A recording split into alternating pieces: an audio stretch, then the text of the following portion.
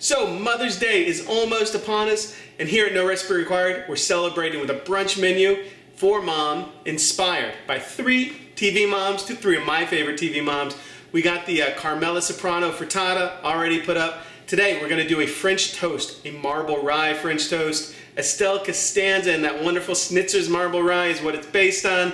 Check the episode out if you haven't seen it. Really easy to do. You can get your kids involved. I'm gonna get at least gonna try to get my kids involved. We'll see how it goes.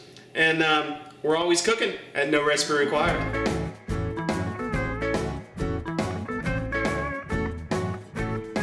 All right, guys, it's bright early. The kids are up, mom's up. Time for our Estelle Costanza Marble Rye French toast. We're gonna go ahead and start making the egg custard.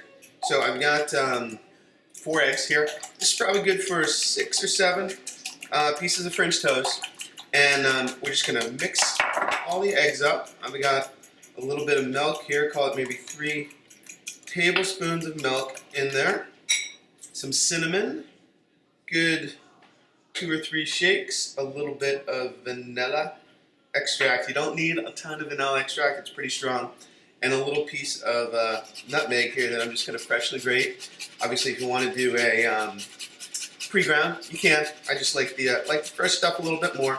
And of course, we've got our Marble Rye, not Schnitzes, but gets the job done. You're going to want to look through it. Ideally, you find the pieces that have kind of the most marbling. That will be the most visually stunning, cool. Once we get this mixed up, we're just going to come back. We'll dredge our bread in the custard. Let it soak up all this yummy goodness. All right, so I got my little helper here now, and we're going to make some French toast, right, Caroline? Okay, so we got the custard here, right? And we're going to dip the bread into the custard. So let me put this in front of you. You take this and drop it in here gently, flat. Put it flat. Okay, then we just push it down a little bit, right? And we let it soak up all that yummy egg and cinnamon. Then we flip it over. Can you flip it? Ew. Is it gross? Yeah, I'm not gonna do that. It's not gross. This is how we make French toast, right? Who are we making this for? Mommy. Mommy. Okay? We make sure it's good and coated, and then we pull it aside. And we're just going to put it on this sheet tray. Okay? You want to do one more? Yeah. Okay, here you go. You drop it in gently. Okay? Then we let it soak and we flip it over. Ew. Okay. And then we're going to take it out. We're going to let these sit for about 5 minutes, less than that, 2 minutes before we fry them up, okay?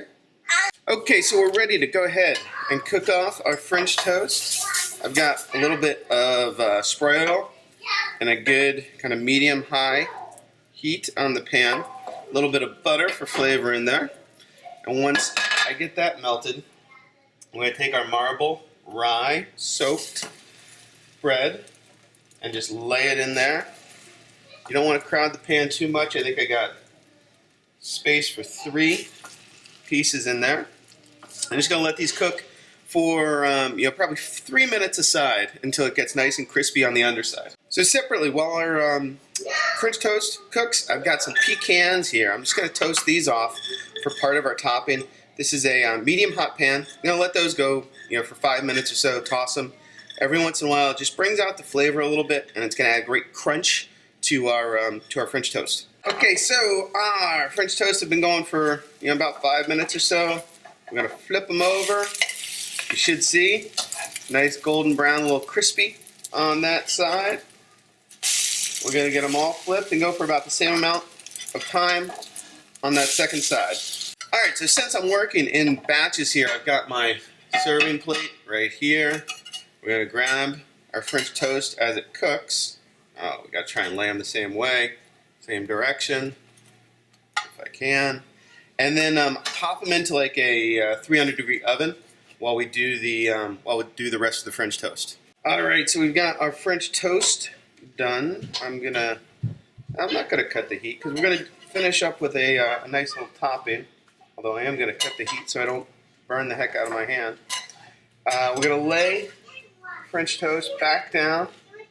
I don't even think I need to go back in the oven for this because we're gonna finish it off really quickly. Let's move the whole stack up the plate a little bit.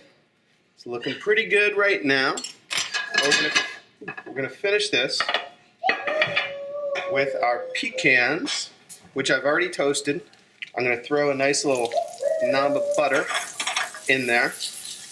And then as soon as that butter melts, we're gonna come back and add a little bit of syrup. All right, so we've got pecans, roasted pecans with some butter. I'm gonna add a good couple glugs